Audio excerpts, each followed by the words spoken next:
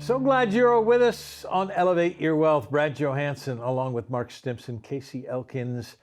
It is nice to have you here. It is always a joy to be with you, gentlemen. It's always a pleasure to be with you, Brad. We're always looking forward to it. You're looking really sharp today. Oh, all right. Well, there's the first time for everything, I guess. Grateful for your time here. We try to cover a lot of the things that are really going to elevate your wealth. It is trying to figure out a plan to get you to the point where you feel confident that you can do this, because this retirement thing is complicated. We'll probably do it in a different way than you've seen it before, covering a lot of different topics, and we're going to hit a few more of those today. You may have heard of Monte Carlo simulations. You may not have. We're going to introduce you to it if you have not.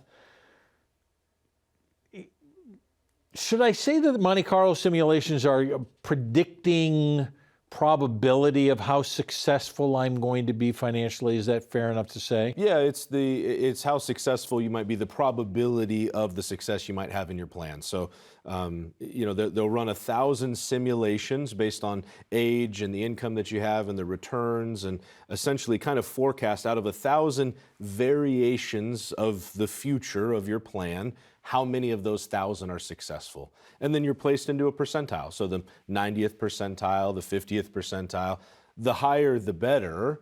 And it's really interesting because sometimes folks will talk about trying to have something that's a plan that's successful 100% of the time. But as is often the case, that output is dependent on the input, right? So we have to understand the details behind it, and that's really what we're going to talk about today. Have we been using this for quite some time? And then I'm going to ask the accuracy if we're trying to put this whole thing in. Oh, you're smiling at me, Mark. Go ahead, finish that sentence. Well, if you're watching today, I think a lot of us have heard about the Monte Carlo simulations. Wall Street's been using this to predict how successful you may or may not be in retirement. And I just... we love articles that we find, and there are several big advisory firms around the country now that are realizing that the standard view of the Monte Carlo simulation may not be as accurate as once they thought, right? I love one of the points here that, we use Monte Carlo to usually predict how successful the money is going to be. Is it going to be there for the length of that retirement? Mm-hmm. But there's another risk that doesn't get talked about that needs to be addressed. What if they don't take that wonderful, expensive family trip that they wanted to, or they don't go visit a family member across the country because they're afraid to spend the money that they have saved? This doesn't get talked about like it should. And the Monte Carlo simulation is only part of a true retirement plan. There's so much that goes into the emotional piece of this.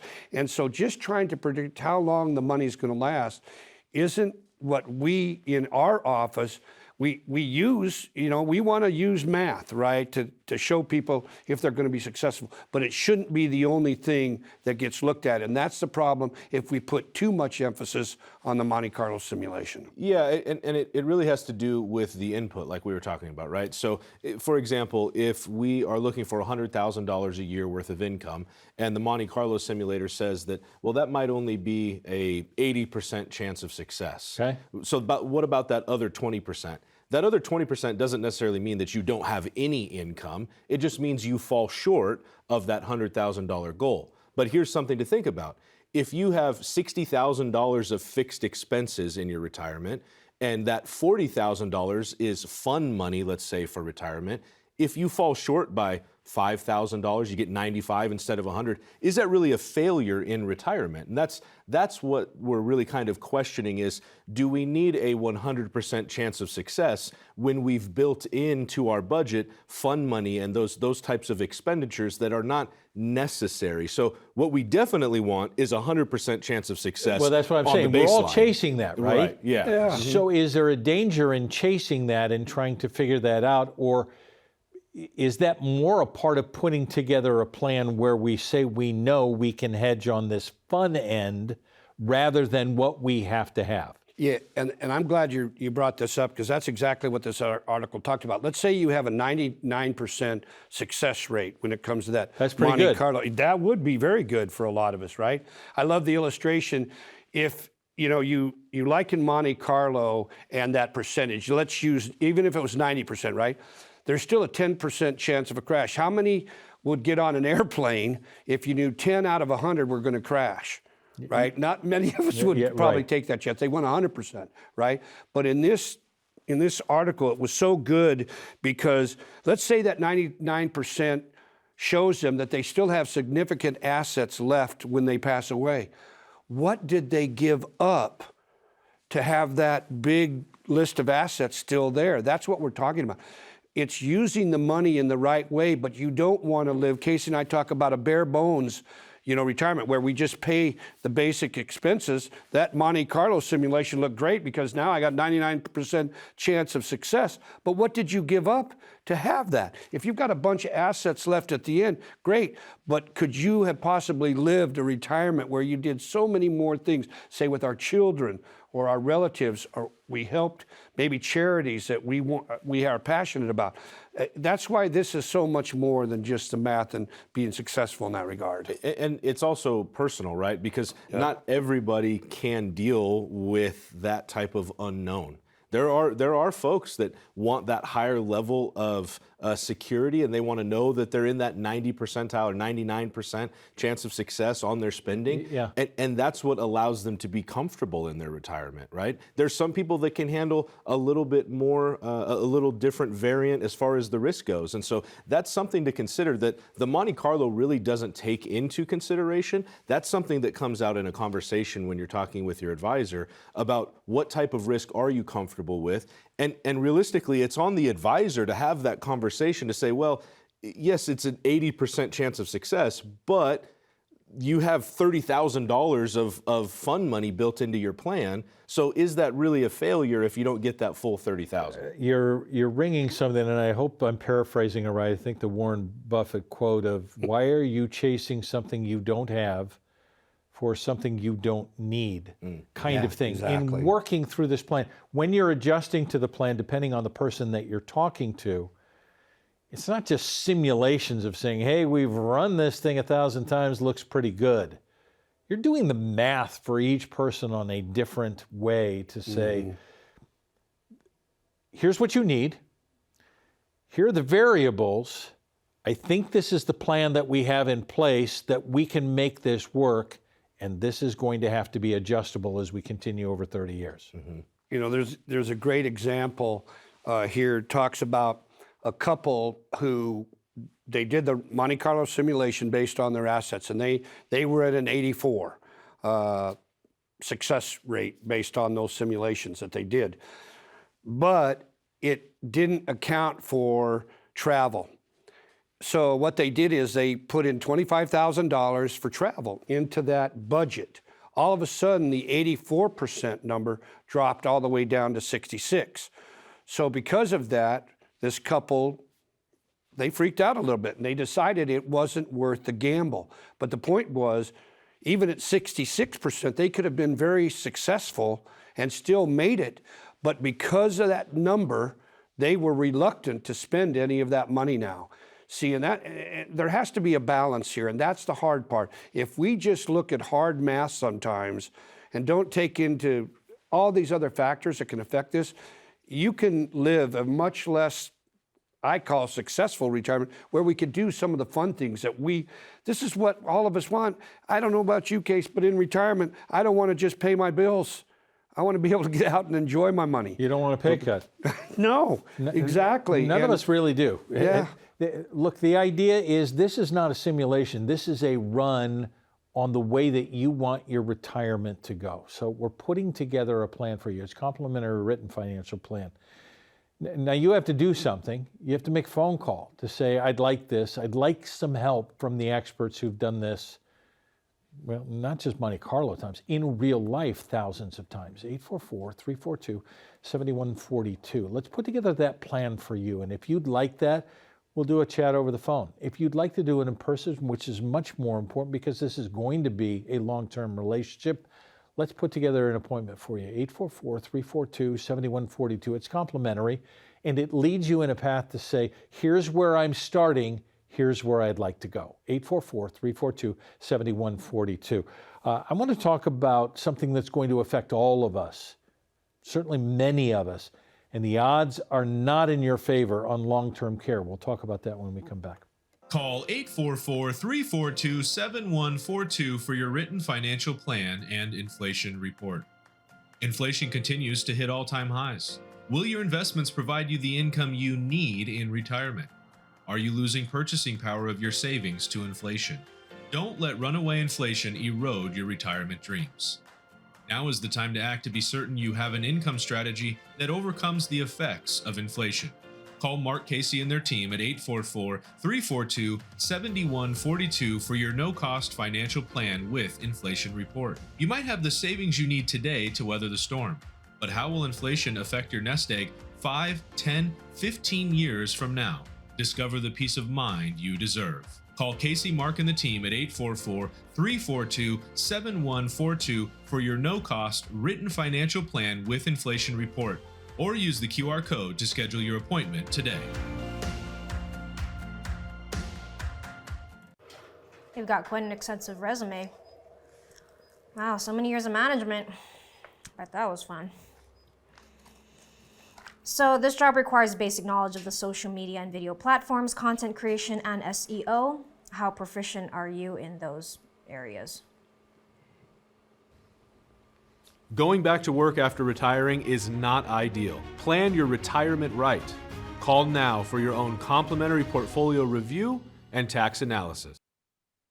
Glad you're with us. Brad Johansson along with Mark and Casey as we're trying to put together your complimentary written financial plan. The book is here as well. I'm gonna make sure that you have an opportunity to break the glass. Let's figure out a way to get this into your hands. You're giving it away for free again? Yes. Why do you give all this stuff away for free? It's all about education. That's why we do the show. It's about education. I'm right? gonna leave it there for a minute. Scan the QR code. We'll send it out to you for free in Breaking the Glass to try and have an understanding of how I get through this, because it's complicated and they've simplified it for you. Part of that is healthcare that we're all going to have to deal with. Healthy 65-year-olds, and stats are stats. Try and make it out of this one. The stat right now is over 70%. So more than 7 out of 10 are going to need some form of long-term care. How many of us are actually planning for that? I'm just going to say this. This is something that I personally am passionate about because I'm in the business basically because of what happened to my grandfather. My grandfather on my dad's side got Alzheimer's. He didn't go into a facility till he was almost 92 years old. He was 91, I think, in maybe a few months. But the point was they had no long-term care coverage. And LTC coverage and that risk is probably the biggest unmanaged risk in everyone's retirement portfolio and in their planning. And so if we don't address this, you hit the nail on the head. If 7 to 8 of us out of 10 are going to use some form of long-term care, and you just stick your head in the sand, because that's exactly what my grandmother did. She didn't want to talk about it. She thought it was too expensive. We've got a facility that all the facilities up in Seattle right now, they're $15,000 a month for 1 month for one person. Now that's a skilled facility. We know there's assisted living. It could be adult family homes. But the point is, if you just don't, the problem is a lot of people, my grandparents are a great example of that. Advisors, they don't want to talk about long-term care. We just don't want to deal with talking about our own mortality. And this is something we believe is a gigantic mistake, because if it happens to you, it could blow up a great plan. Because where are you going to come up with maybe $100, $150, $200,000 more a year to deal with long-term care? Because costs, they're continuing to escalate. It's not like they're going down, right? So again, this is something you better be planning for, because if you don't, it could really mess your retirement up completely. And you think you have a problem wanting to pay a $7,000 a year premium because you think that's too expensive. I would look at, and that's what I did with my grandmother. That's too expensive. I said, compared to what, Grandma? If it happens, that'll be 1/10 of what the cost is. So that you've got to address this. Okay, they addressed it at 91. Yeah. that's a problem too. Exactly. How do we address it in a retirement plan before all of this happens? Because say, well, I don't want to be part of the stats, but man, that's pretty drastic that I'm going to be part of the stats. So I address that in a plan. You know, as is the case with most planning, the sooner the better, right? I mean, it really is. It's something that sometimes we'll get asked, like, how young can you start planning for retirement? Yeah. It's never too early. It's the same with long-term care. It's going to be most cost-effective when we start planning early. And there's a thought that comes up with this, because sometimes people think, well, you know, when I retire, I'm planning on leaving Seattle, I'm going to move somewhere where, you know, that cost isn't going to be as big. Well, hopefully that cost of living is lower. But that being said, we have a client whose parents are in a long-term care facility in North Dakota.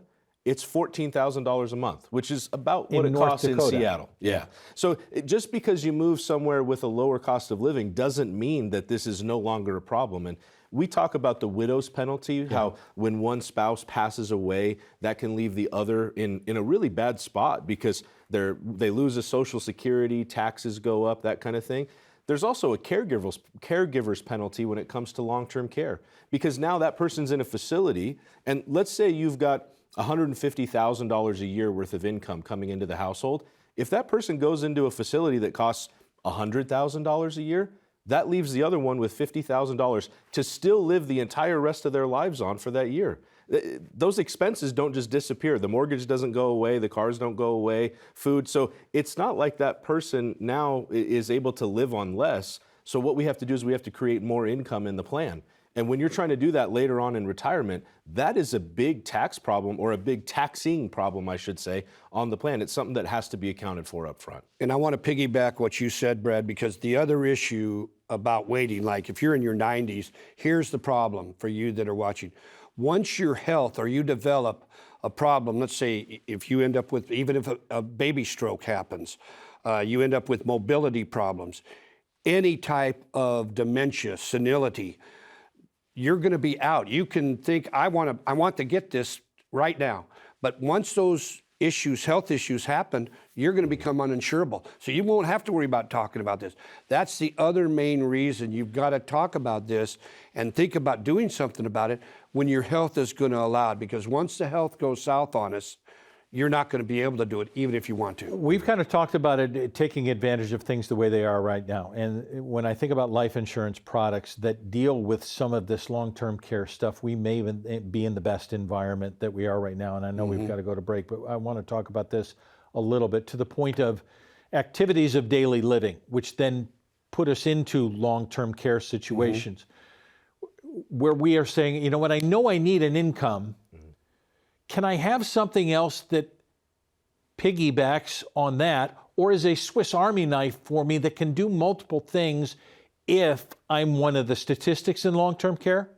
You know, a lot of people are afraid of long-term care for kind of exactly what you're talking about, because of the cost. And it's this kind of single-faceted thing. And they feel that if they pay for that long-term care for all these years and then they don't use it, well, the insurance company keeps the money. Well, there's other options there where we can instead place money inside of a plan, and we might get 2 or 3 times the leverage. So, for example, if we put $100,000 in, we might get $200,000 or $300,000 worth of long-term care that will pay back to us if we need it. And if we don't need it, that money then serves as a tax-free death benefit that goes to our heirs. So if we don't use it, it goes right to where it would have gone in the first place. So it's almost like we got that coverage at no cost. And it's something that allows you in a lot of ways to have your cake and eat it too. But again, you have to do it at a younger age, because you can be nixed out of it real quickly if you have some health issues. Because we were always told the old long-term care products were use it or lose it. I'm not getting into any of that.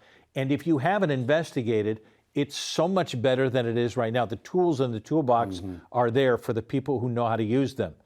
That's at the end of this number, 844-342-7142, to say, I probably ought to be thinking about that. And it probably ought to be in my plan. Let's put together a complimentary written financial plan that works for me, that hedges against these statistics that say, man, if it hits me, I don't know how I'm going to pay for it. 844-342-7142.